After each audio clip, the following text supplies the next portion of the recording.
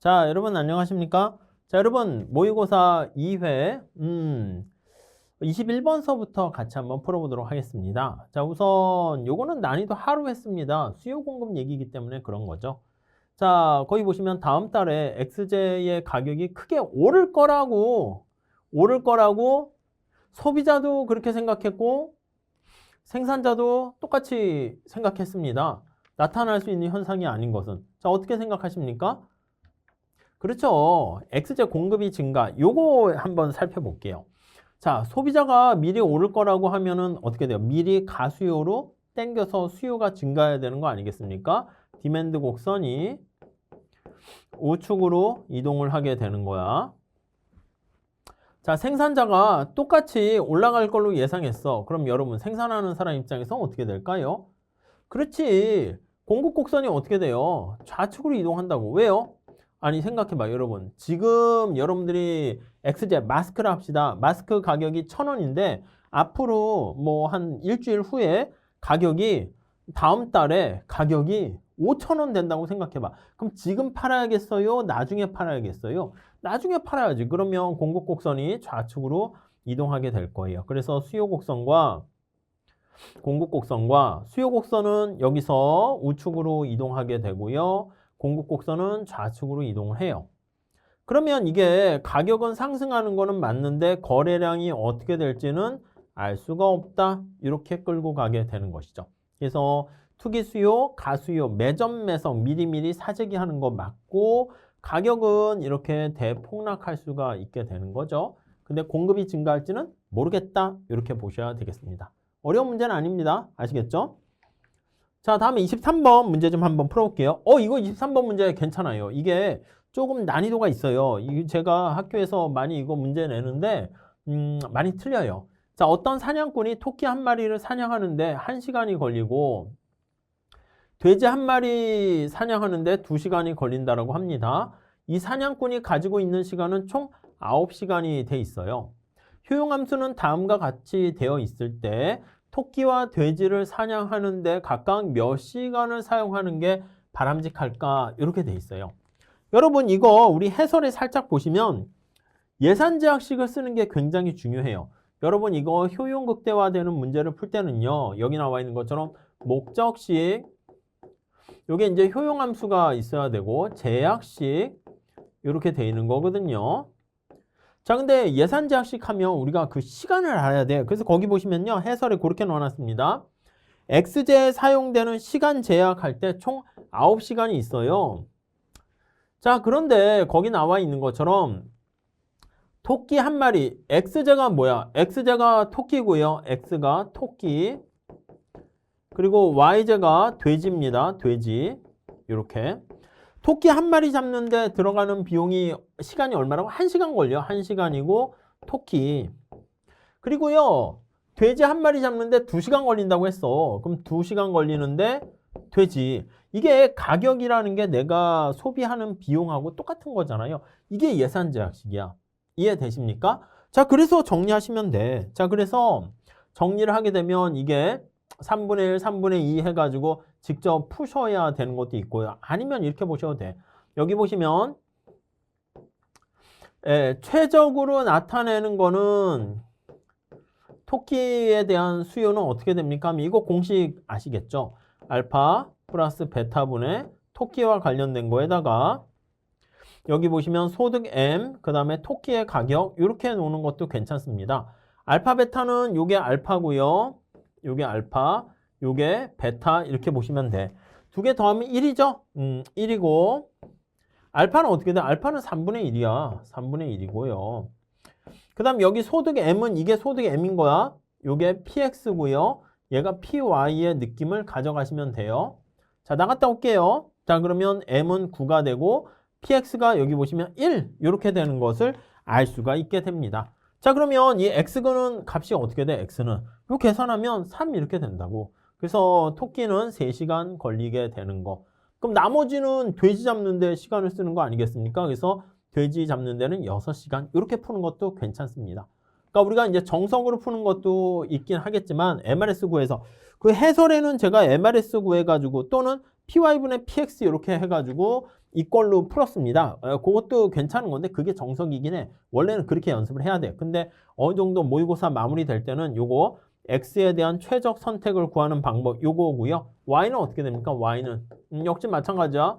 알파 플러스 베타분의 베타고요.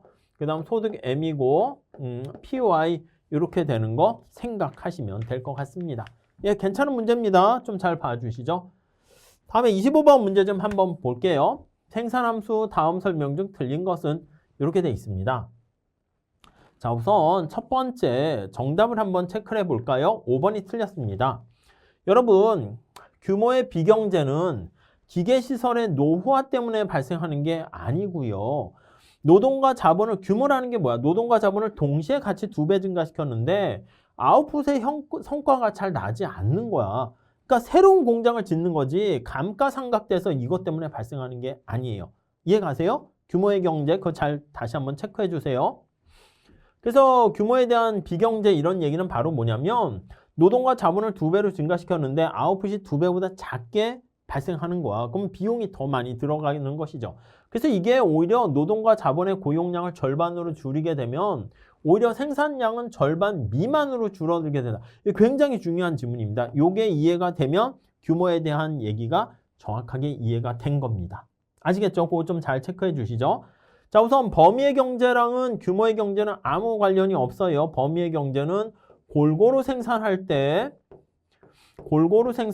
의미가 있다. 이게 바로 범위의 경제다라고 보시면 되겠고요. 이것도 마찬가지죠. 한계기술 대체율이 체감이다라는 거 이거 그 얘기입니다. 생산을 점차 늘려갑니다. 노동을 증가시키고 자본을 대체하는데 대체가 어려워진다. 예, 그런 얘기를 나타내는 거 알 수 있죠. 이게 바로 뭐야? 등량 곡선이 원점에 대해서 볼록하다는 거잖아. 이렇게 간다는 거잖아요. 이렇게요. 노동을 점차 증가시키고 자본을 감소시켜요. A에서 점차 B로 갈 때 접선의 기울기를 나타내는 한계기술 대체율이 이렇게 해서 점차 작아지게 된다. 이렇게 보시면 되겠습니다. 다음에 생산함수가 여기 보시면요. 이렇게 돼 있어요. 이렇게. 그랬을 때 여기 나와 있는 것처럼 자본이 10% 증가하면 산출량이 5% 늘어난다? 아니요. 여기 이거 맞는 얘기죠. 여기 보시면은 자본이 증가할 때 여기 보시면 이게 알파가 0.5잖아요. 0.5. 이렇게 돼 있잖아요.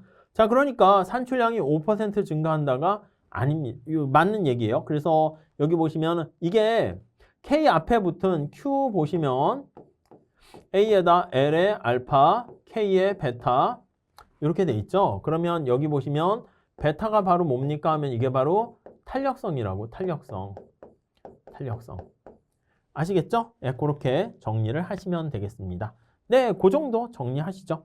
자, 그 다음에 한번 볼게요. 27번 문제 봅시다. 다음 중 옳지 않은 것은 이렇게 돼 있어요. 옳지 않은 것은. 자, 27번 보시면은요. 여기 나와 있는 것처럼 1번 우선 답부터 한번 체크해 보도록 할게요.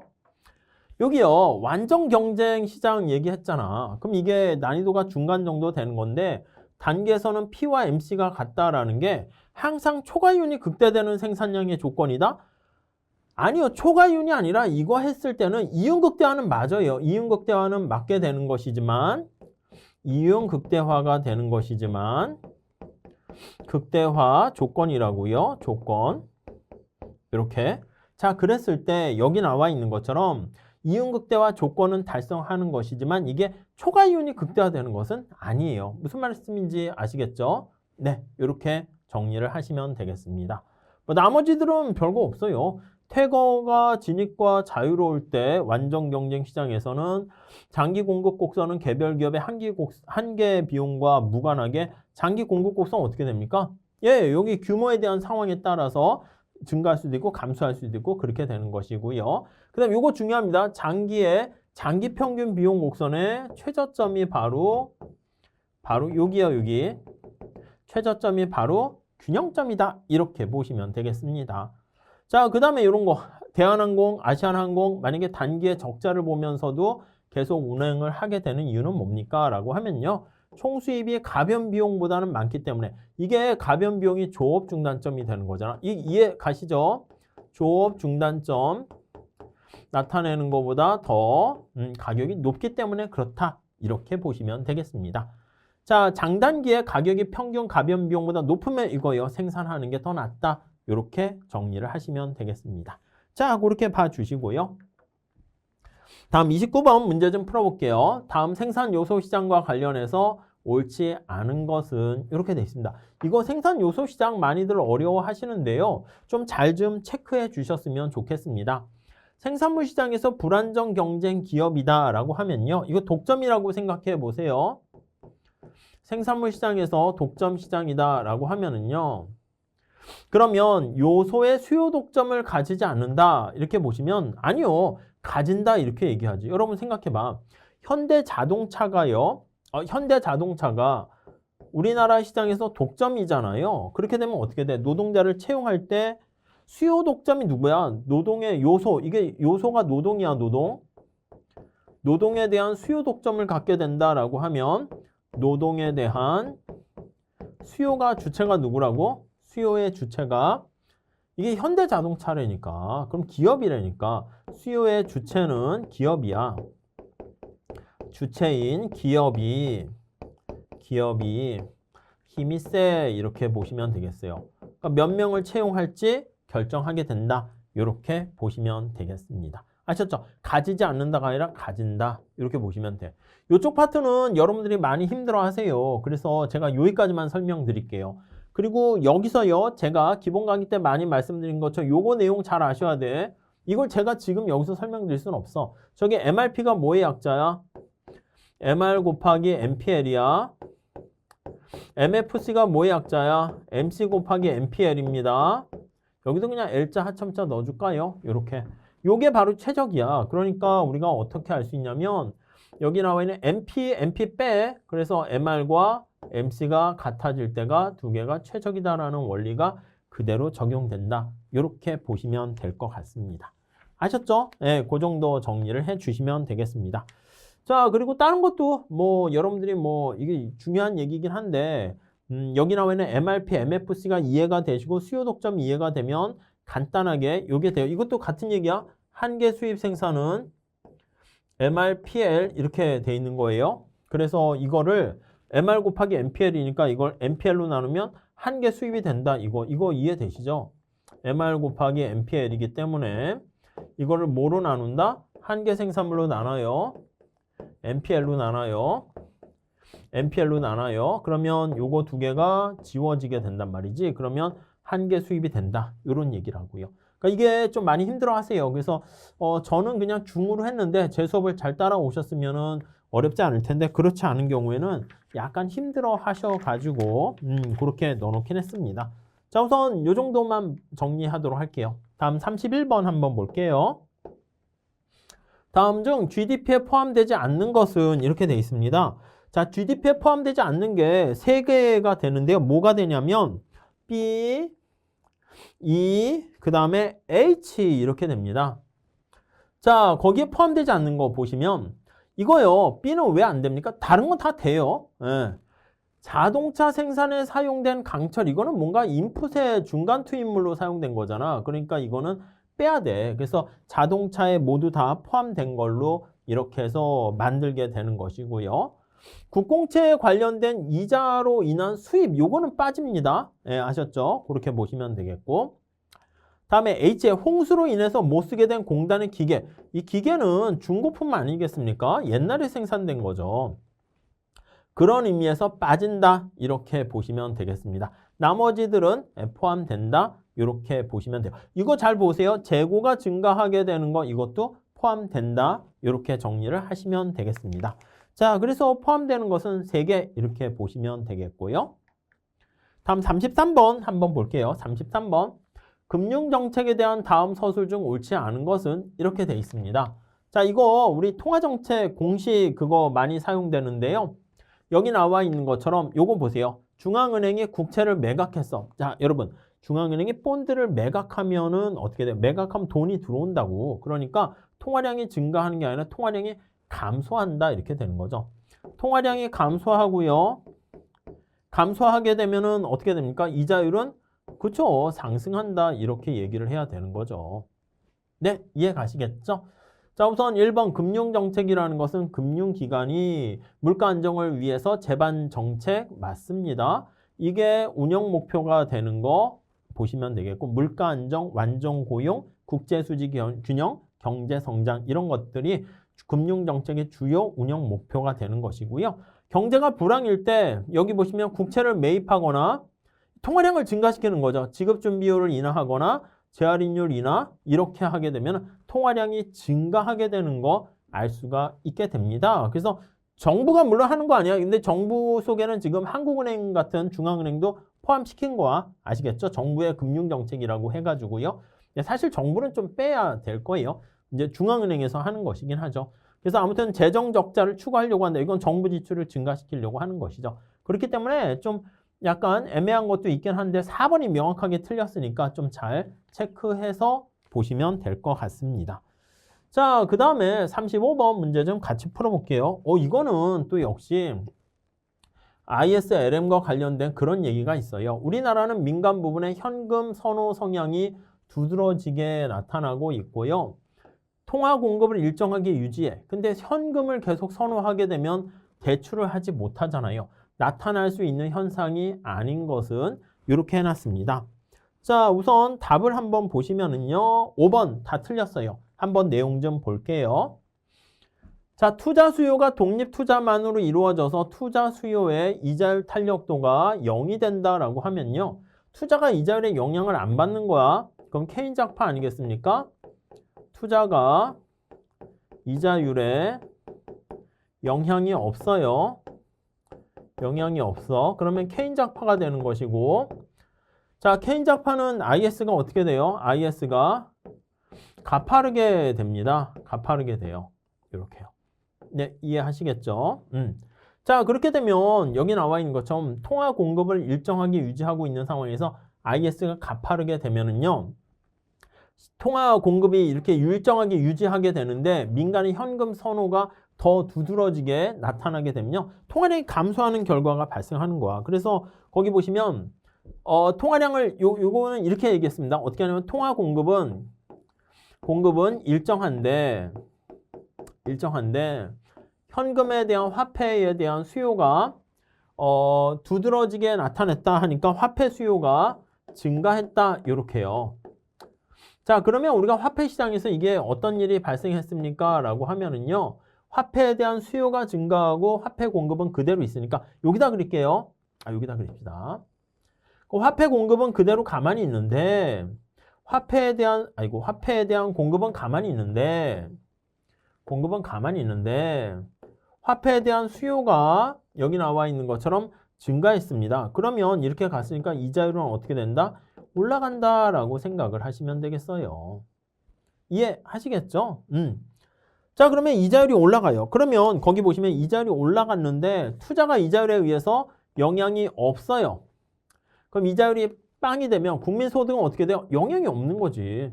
변화가 없다니까요. 자, 그렇기 때문에 물가와 국민소득은 변하지 않는다 이래야 돼요. 그래서 틀렸어요. 이해 가세요? 투자의 이자율 탄력도가 빵이라는 걸 잘 생각하셔야 됩니다. 다음 B, 투자 수요가 이자율의 감소함수다라고 하면은 균형 이자율은 거기 보시면요. 이자율의 감소함수다. 그러면 IS와 총수요 곡선은 어떻게 됩니까? 이거는 IS가 우하향하고요. AD도 우하향한다고. AD도 우하향하는 형태가 됩니다. 이렇게요. 자, 그러면 어떻게 돼? 그럼 여기 나와 있는 것처럼 IS가 우하향하고 AD가 우하향하게 되면은 그러면 당연히 국민소득 자체는 이자율이 올라가는 거잖아. 지금 이자율이 올라가게 되는 거니까 국민소득은 감소하게 되고요. 이자율은 올라가는 상황으로 얘기를 해야 되는 것이죠. 그래서 거기 보시면 그게 틀렸습니다. 자, 다음에 이거 C는 좀 어렵습니다. 노동자들이 화폐 환상에 빠지게 되면 균형 국민소득은 증가하고 물가는 하락한다. 거기 해설에 그렇게 넣어놨습니다. 뭐라고 넣어놨냐면 노동자들이 화폐 환상에 빠져서 거기 한번 해설 체크 좀 해주세요.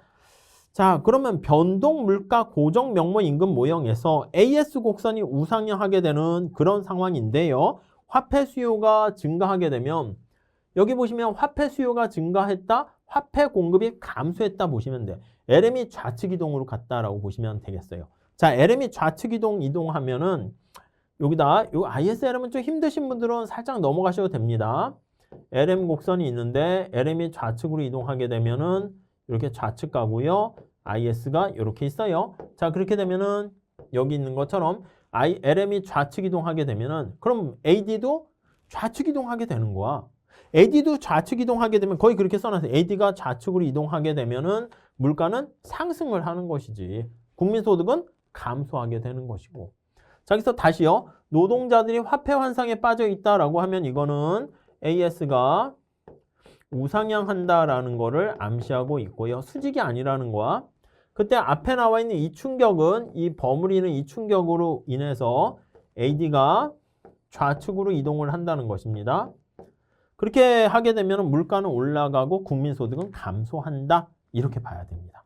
네, 좀 어려워요. 이거 좀 어려우니까 여러분들 체크하시고 좀 이해하려고 노력을 해주시면 좋겠습니다. 자, 다음에 실업과 관련된 얘기를 한번 해보도록 하겠습니다. 각 학파에 대한 걸로 옳지 않은 것은 이렇게 돼 있어요.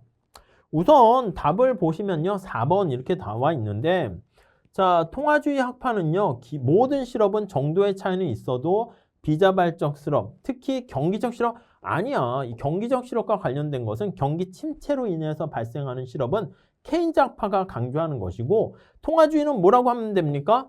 자연실업률 가설. 이해 가세요? 프리드만의 자연실업률 가설이기 때문에 단기에는 잠깐 영향을 미치긴 하는데 장기에는 아무런 영향이 없다. 이렇게 보시면 되겠습니다. 자, 그리고 이제 고전학파와 케인즈 학파. 이 케인즈 학파 이해되시죠? 케인즈 학파 입장에서 봤을 때는 유효 수요의 부족과 임금이 하방 경직적이기 때문에 비자발적 실업이 발생할 수 있다. 이렇게 얘기하고요. 이 불균형 거시경제 이론이 바로 누구 주장입니까? 라고 하면 케인즈 학파 주장이라고 생각하시면 돼요.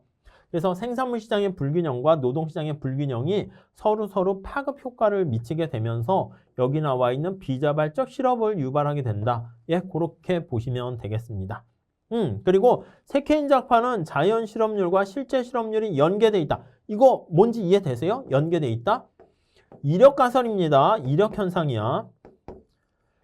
자, 우리가 실제 실업률과 자연 실업률이 영향이 없다, 관련 없다라는 게 통화주의자의 자연 실업률 가설인데 새 케인즈 학파는 관련이 있어. 자연 실업률은 변할 수 있어. 이렇게 주장하는 게 바로 새 케인즈 학파 주장이다. 이렇게 보시면 되겠습니다.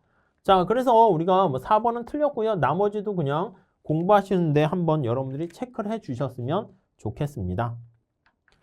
자, 다음에 39번 문제 좀 한번 풀어볼게요. 국제무역과 관련한 설명 중 옳은 것은 이렇게 나와 있는데 자, 우선 첫 번째 결과를 보시면 5번이 맞고 다른 게 틀렸거든요. 간단하게 보도록 할게요. 자, 어떤 한 나라가 어떤 상품에 절대 우위가 있다라고 해서 비교 우위? 아니요. 항상 그런 건 아니야.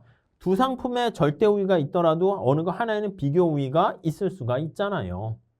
어떤 한 나라가 어떤 상품에 비교 우위를 가지고 있으면 절대 우위? 아니요. 이것도 두 개가 여기 보시면 요거는 맞는 얘기죠. 여기 보시면은 자, 한번 볼게요. 어떤 상품에 대해서 절대 우위를 가지고 있으면 그 상품에 대해서 비교 우위도 가지고 있다? 이거 항상 맞는 건 아니에요. 당연히. 그래서 요거는 아니게 될 수 있고요. 왜냐하면 두 상품에 다 절대 우위가 있더라도 어느 거 하나에는 비교 열의가 있을 수 있다라는 거 우리가 계속 봤었잖아요. 그래서 이제 어느 게 좀 더 낫습니까? 아니, 손흥민이 저보다 축구와 경제학을 다 잘하더라도 손흥민이 둘 다 비교 우위를 갖고 있는 건 아니라니까. 축구를 하게 되면 경제학을 포기해야 되고 경제학을 하게 되면 축구를 포기해야 되는 것이죠. 자, 그 다음 이것도 마찬가지입니다.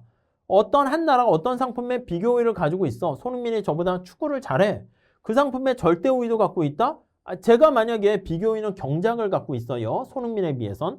근데 제가 경제학에 절대 우위가 있다? 그것까지는 아니니까. 손흥민이 둘 다 잘해. 근데 손흥민이 저한테 야, 나 축구해야 되니까 경제학 네가 해. 해가지고 저한테 던져준 거죠. 그러니까 이거 맞는 거 아닙니다. 이해 가세요? 이거 절대 우위, 비교 우위 우리가 구하는 거 먼저 그게 중요한 건데 이 내용 잘 체크하시고요.